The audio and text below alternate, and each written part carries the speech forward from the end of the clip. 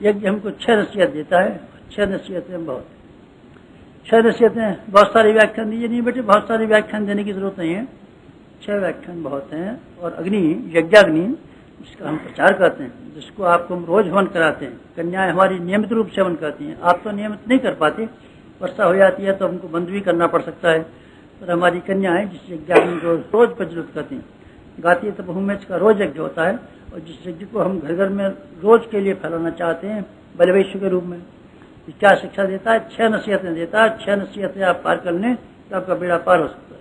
क्या नसीहतें हैं? 6। एक नसीहत है यज्ञाग्नि की, अग्नि की नसीहत एक ये है कि ये प्रकाशवान बनी रहती है। एक कभी भी प्रकाश का बंद नहीं हो सकता। आग जलेगी तो रोशनी जरूर होगी, आग बुझ जाएगी तो रोशनी बुझ जाएगी, लेकिन आग जलेगी तो ये हो ही नहीं सकता कि उसमें से प्रकाश नहीं निकलता हो। प्रकाश का अर्थ क्या हो सकता है? प्रकाश का आध्यात्मिक अर्थ क्या हो सकता है? आदमी में प्रकाश तो नहीं है, आदमी कोई बत्ती तो नहीं है, बल्ब तो नहीं है जो आदमी जलेगा। फिर यज्ञ का अनुसरण करने वाले का क्या होना चाहिए? प्रकाश होना चाहिए। प्रकाश किसे कहते हैं बेटे? व्यक्ति के जीवन में, आध्यात्मिक जीवन में प्रकाश का अर्थ जहाँ कहीं भी इस्तेमाल किया गया ज्ञान के अर्थ में किया गया है। लेटेंट लाइट, डिवाइन लाइट, तमसो मा ज्योतिर्गमय। प्रकाश का अर्थ चमक नहीं है, जैसे आप बार बार समझते रहते हैं। अज्ञा चक्र में ज्योति का ध्यान क्यों साहब? इसमें तो कुछ चमकता नहीं है मालूम पड़ता हमको। तो हम जो ध्यान लगाते हैं इन भवों के बीच में कुछ प्रकाश चमकता होता, दीपक कुछ जलता दिखाई नहीं पड़ता। गुरु जी हमको तो आप रोज ध्यान कराते हैं। बेटे हम ये ध्यान नहीं कराते हैं कि चमक के अर्थ में हम प्रकाश नहीं कहते। ज्योति का अर्थ चमक नहीं हो सकता। ये सब चमक दिख जाएगी तो हमको तो बड़ा भारी अद्धार हो जाएगा और हमको बड़ा ध्यान योगाभ्यास वाला। अरे बेटे चमक नहीं है, चमक का पंचभौतिक चीज, ये पदार्थ है, ये तो अग्नि है, ये आग है, चमक आग है। तो किस चीज से? योगाभ्यास का चमक से कोई ताल्लुक नहीं, कोई खास ताल्लुक नहीं है।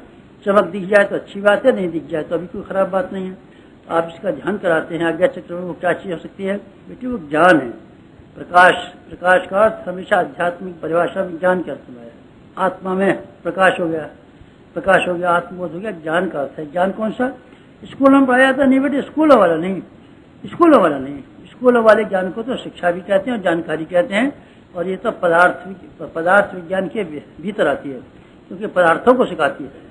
जो हम स्कूल में जाते हैं पढ़ने के लिए तो हम भूगोल सीख करके आते हैं, गणित सीख करके आते हैं, इतिहास सीख करके आते हैं। और ये सारी पंचभौतिक प्रक्रिया हैं जो शिक्षा जो हमको सांसारिक जानकारी देती है, जो रोटी कमाने के काम आती है और जो हमारी क्षमता को विकसित करने के काम आती है, शिक्षा है।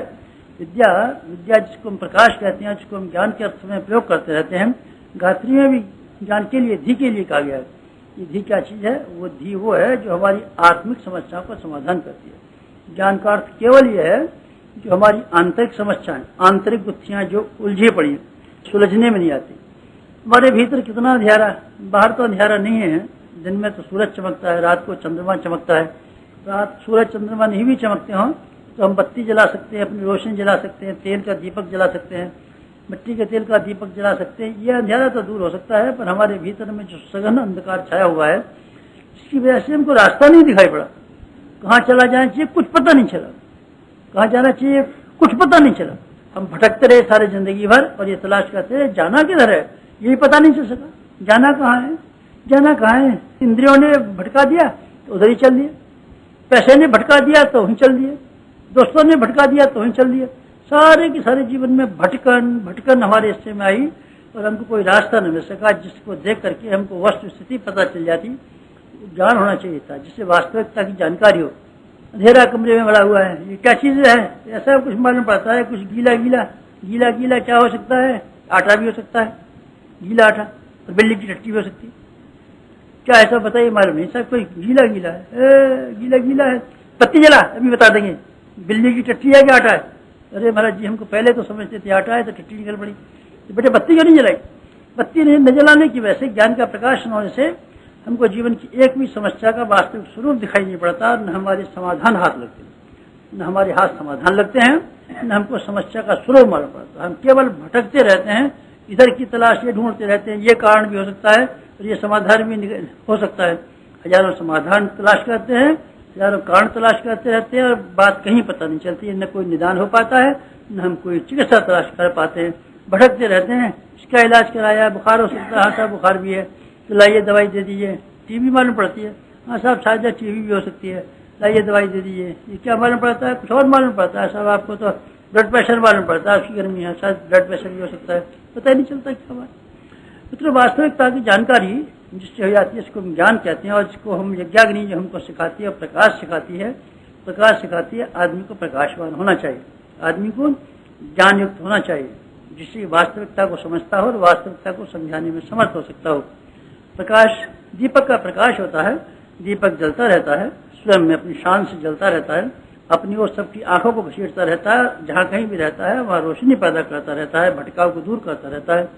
यज्ञाग्नि हमारा पुरोहित हो और हम उसके शिष्य हों और उसके हम होता हों, यज्ञ के मानने वाले हों, तो किसकी उपासना करनी पड़ेगी? पहली वाली शिक्षा हमको प्रकाश की करनी पड़ेगी, क्योंकि हमारा पुरोहित, हमारा यज्ञाग्नि हमको रोशनी देता है।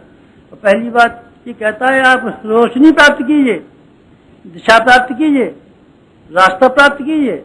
रोशनी का अभाव है हमारे जीवन में। रोशनी अगर मिल जाती, भगवान बुद्ध को रोशनी मिल गई थी, प्रकाश मिल गया था, तो छोटे से राजकुमार से हट करके भगवान बन गए थे।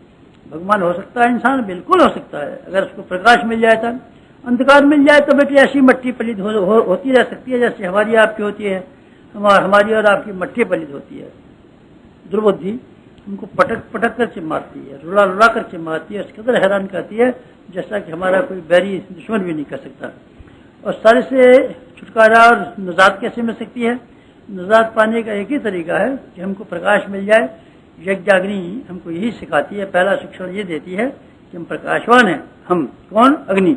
तो कहती है आपको भी प्रकाशवान बनना चाहिए। एक दूसरी वाली नसीहत यह है अग्नि की, हमारा जो पुरोहित है यज्ञ की वेदी पर, इसको हम स्थापित करते हैं, इसको हम पुरोहित मानते हैं। बलवेश्वर में भी हम आपको कहते हैं जमीन पर रखना मत, ये पुरोहित है आपका।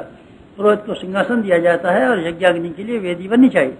जमीन पर नहीं बेटे, जमीन पर मत रखिए। ये तो आपने बालू की वेदी बना दी है, बालू की वेदी बना दी है, पर सिंहासन बना दिया, इसका दर्जा ऊंचा कर दिया है। जमीन पर हम नहीं बढ़ने देते, जमीन पर नहीं बढ़ने देते। ये क्या है? ये बेटे दूसरी वाली शिक्षा ये है कि हमारी आग, हमारा यज्ञाग्नि, उसको हम पूजा करते हैं, अग्निहोत्र काम करते हैं, फायर वर्शिप के नाम पर, जिसको यज्ञाग्नि को अग्निहोत्र हम कहते हैं, उससे हम नसीहत लेते हैं और हमको परोक्ष रूप से नसीहत देता है। क्या नसीहत देता है? ये देता है कि जब तक आग जिंदा रहती है, गर्म रहती है, और हमारे जीवन में गर्मी बनी रहनी चाहिए।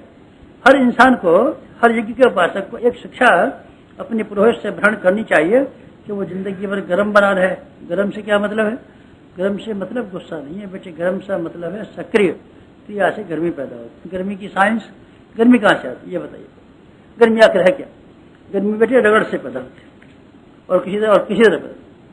गर्मी पैदा होने का एक ही तरीका है, रगड़ का होना। रगड़ का मतलब है क्रियाशीलता का होना, सक्रियता का होना। रगड़ के मतलब है क्रियाशीलता। निष्क्रियता, दोनों हाथ रखे हुए हैं, निष्क्रिय है, गर्मी नहीं, इसमें नहीं पैदा होगी। कब होगी? रगड़ किसे कहते हैं? क्रिया को कहते हैं, हलचल को कहते हैं। हलचल से गर्मी पैदा होती है। हलचल से गर्मी पैदा होती है। हमारे जीवन में कर्मनिष्ठा अर्थात हलचल, अर्थात हमारी क्रियाशीलता निरंतर बनी रहनी चाहिए। हमारे YouTube चैनल को सब्सक्राइब करें और बेल आइकन को दबाएं ताकि आपको नोटिफिकेशंस मिलते रहें।